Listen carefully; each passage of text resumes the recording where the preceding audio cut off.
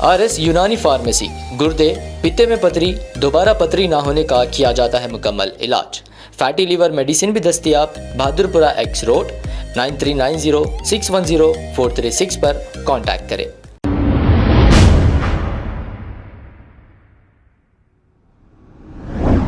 अस्सलाम वालेकुम नाजरीन, 7H न्यूज सच को रखे आपके आगे। आसिफाबाद डिस्ट्रिक्ट जैनूर टाउन में पेश आए वाक़े को लेकर सैयद सलीम ने इस बारे में कुछ तफसीलात बताई है। आइए देखते हैं ये रिपोर्ट। जो फसाद हुआ उसकी मजम्मत करना है और हुकूमत से सवाल करना है कि कांग्रेस की हुकूमत आई जब से ये क्या हालात तेलंगाना के अंदर हो रहे हैं और क्यों हो रहे हैं। सबसे पहली चीज तो ये है कि आसिफाबाद में एक मामूली एक एक्सीडेंट हुआ। एक मुसलमान ऑटो ड्राइवर एक कबायली खातून उसकी ऑटो से टक्कर हो गई। वो खातून नीचे गिर गई और ऑटो ड्राइवर फरार हो गया। इत्तेफाक से ऑटो ड्राइवर मुसलमान और जिसका एक्सीडेंट हुआ वो खातून हिंदू थी। बस इतनी सी बात। हैदराबाद में, तेलंगाना में, हिंदुस्तान में कितने एक्सीडेंट्स होते हैं, बस आदमी को रोन देती है। बस के एक्सीडेंट होते हैं, कई लोग मारे जाते हैं, ऑटो में पैसेंजर चिपक जाते हैं, गाड़ियों के ब्रेक फेल होते हैं, लोग मारे जाते हैं। तो क्या इसका मतलब ये है कि वो ड्राइवर चलाने वाला हिंदू है और मरने वाले मुसलमान? तो क्या हिंदू मुसलमान फसाद हो जाएगा? क्या ऐसा होता है? उसके बाद उसको एक रंग दिया गया, हिंदू मुसलमान का कलर देकर बंद का ऐलान किया गया। जब बंद का ऐलान किया गया तो यहाँ पे पुलिस, हुकूमत, एडमिनिस्ट्रेशन का काम था कि मुनासिब बंदोबस्त करते। खरीब के अजला से आदिलाबाद और खरीब के जितने भी डिस्ट्रिक्ट हैं तमाम की पुलिस को बंद के ऊपर लगाते और सख्ती के साथ जो है वो बंद के ऊपर जो है लॉ एंड ऑर्डर को मेंटेन करते। बजाय इसके वहाँ पे पुलिस की मौजूदगी में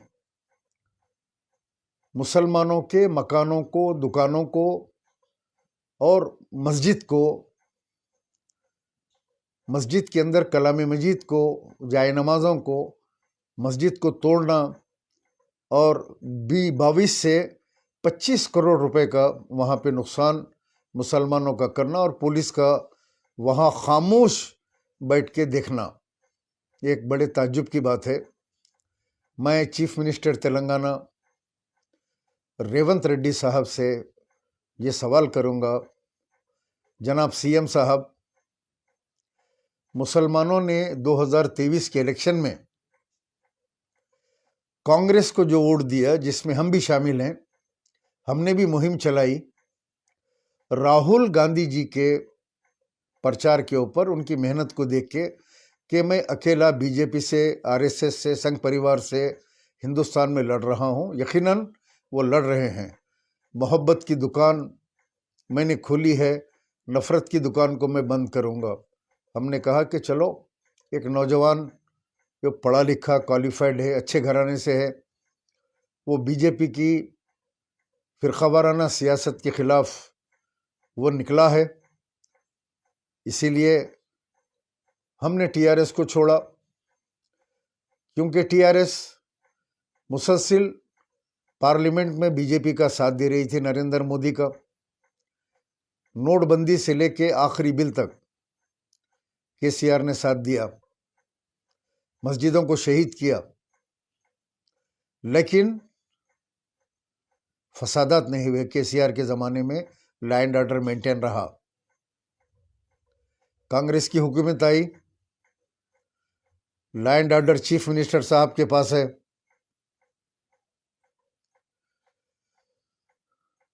और कोई होम मिनिस्टर नहीं है तेलंगाना स्टेट में।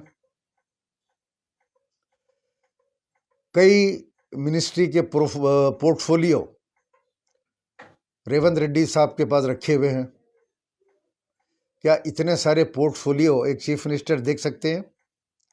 लॉ एंड ऑर्डर के लिए तो किसी को होम मिनिस्टर बनाया जाता। कोई तो तेलंगाना में होम मिनिस्टर होना चाहिए, लेकिन होम मिनिस्टर नहीं है। इस वजह से आज जो हालात रोनुमा हो रहे हैं, उसकी एक जिम्मेदारी होम मिनिस्टर का ना होना है और चीफ मिनिस्टर रेवंत रेड्डी साहब की नाकामी है। किस तरह पुलिस खड़े होकर, आपकी पुलिस लूटम लाट का तमाशा देख रही थी, फिर निजामाबाद आदिलाबाद से पुलिस की गाड़ी आई, वहाँ से लोगों ने फ़ोन करके बताया कि पुलिस की कुमक आई है, लेकिन वो कुमक भी खड़ी हुई है, वो कुमक भी कोई एक्शन नहीं ली। मकानात जला दिए गए, दुकानात जला दिए गए, 25 करोड़ के करीब मुसलमानों का नुकसान किया गया, लेकिन तेलंगाना की पुलिस खामोश तमाशा देखती रही। हमारे एमबीटी से अमजदुल्ला खां पहुँचे, लेकिन उनको 18 किलोमीटर पहले अरेस्ट कर लिया गया, जाने नहीं दिया गया। वो देखने के लिए जाना चाहते थे। अब रहा दूसरा सवाल, क्या कांग्रेस के अंदर जो मुसलमान कायदीन हैं, जो हमने हुकूमत से मुतालिबे करके कांग्रेस के कायदीन, कहाँ हैं कांग्रेस के कायदीन? कहाँ है मोहम्मद अली शब्बीर साहब, एडवाइजर टू गवर्नमेंट? जब मोइनाबाद की मस्जिद शहीद हुई, आज तक मोहम्मद अली शब्बीर साहब का ना बयान आया, ना मोहम्मद अली शब्बीर साहब जाके मस्जिद को देख कर आए। जनाब, किस बात के एडवाइजर है आप? मुसलमान के नाम के ऊपर आपने सीट ली। मैं मुसलमान हूँ, मुसलमानों के लीडर हूँ, मुस्लिम कोठे में आपको जो है एडवाइज़र बनाया गया। आपके मखसूस पट्टे हर थोड़े दिन को आके 4% का बाजा बजाते हैं, 4% मैन। इन्होंने 4% दिया, जिसकी मैंने वजाहत कर दी कि इन्होंने नहीं दिया। 4% रिजर्वेशन वाईएस राजशेखर रेड्डी साहब ने मुस्लिम मुत्तहदा महाज के इजलास में उस वक्त के विखार पाशा साहब के घर के ऊपर आके दिया था। है का मोहम्मद अली शब्बीर साहब? किस बात के एडवाइजर है आप मुसलमानों के, ओबीसीज के? मुसलमान तबाह बर्बाद हो रहा है, आप जाना था, विजिट करके आना था। फहीम कुरैशी साहब, आप एक चीफ मिनिस्टर के दोस्त बोल के आपकी एंट्री हुई, कहाँ हैं आप? मोइनाबाद की मस्जिद के पास तो पहले पहुंच गए आप। आज इतने दिन हुआ मोइनाबाद की मस्जिद की तामीर का काम ही शुरू नहीं हुआ। चलिए, क्या आप फहीम कुरैशी साहब पहुंचे आप देखने के लिए? यानी यहां इतने हैं, चेयरमैन वक्फ बोर्ड, वो chairman Urdu academy, minority finance corporation chairman, हज कमेटी चेयरमैन, सब अपने अपने गाड़ियों को बत्ती लगा के ऑफिसों में बैठे हुए। अरे बाबा, तुम लोग निकलो, कोई एक क़यादत करो, ये पूरा एक ग्रुप बनाओ माइनॉरिटी का, कांग्रेस का। चीफ मिनिस्टर को रिप्रेजेंट करो, जाके मिलो, बोलो जंगी चरला के अंदर फसाद हुआ था, इतने नौजवानों के ऊपर इतने संगीत दफात लगा के जो है जेल भेजा गया, मस्जिद के सामने डीजे लगा के शरपसंदी कर रहे थे। जाके बताओ, आसिफाबाद की हालत बताओ सीएम को। कहाँ है एमआईएम के सदर साहब? एक वीडियो देखा, सही है या गलत है नहीं मालूम मुझे, मैं डीजीपी को बोला, जब सही है गलत है नहीं मालूम है तो डीजीपी को क्या बोले आप? खाली टाइम के ऊपर अपनी तशहीर के लिए ये बुरी बिरयानी उलमा को लेकर इसमें एक और एक का इजाफा हो गया। अल्लाह माफ़ करे, मुस्लिम पर्सनल लॉ बोर्ड के खालिद सैफुल्लाह रहमानी साहब अच्छे आदमी थे, लेकिन वो भी उन उलमाओं की लिस्ट में आ गए। बुलाते ही चले जा रहे हैं, सीधा बिठा के गाड़ी में लेके चले गए। मैं मुस्लिम पर्सनल लॉ बोर्ड को सीएम के दरवाजे पे ला लिया। निकलो, कहाँ निकलो, सब सारे उलमा निकलो, जाओ दारुस्सलाम को जाके सदर साहब को बोलो कि चलो सीएम के पास, मुसलमानों का 25 करोड़ का नुकसान हो गया, उनको कंपनसेशन दो, दुकानें बना के दो, मकानें बना के दो।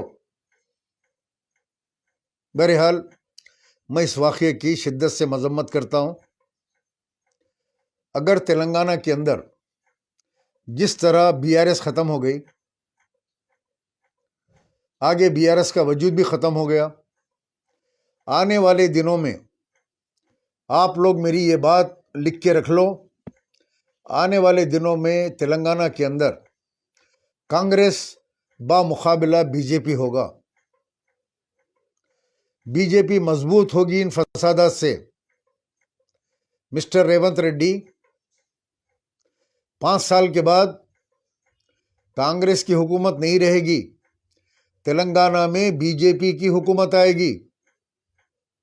अगर यही हाल चलता रहा तो बीजेपी मजबूत हो जाएगी और आने वाले टाइम जिस तरह 8 एमपी जीत कर आए, उसी तरीके से कांग्रेस का सफाया होगा और बीजेपी का तेलंगाना में इख्तदार होगा। फिर वल्लाहु आलम बिस्सवाब क्या होगा वो आप लोग अंदाज़ा लगा सकते हैं। क्या कांग्रेस बीजेपी को मौका दे रही है? लॉ एंड ऑर्डर को कमज़ोर करने का मतलब है कि बीजेपी को मौका दे रही है। रक्षापुरम के अंदर मंदिर के पास एक दीवाना पागल लड़का, कई वाकयात होते हैं दीवाने पागलों के,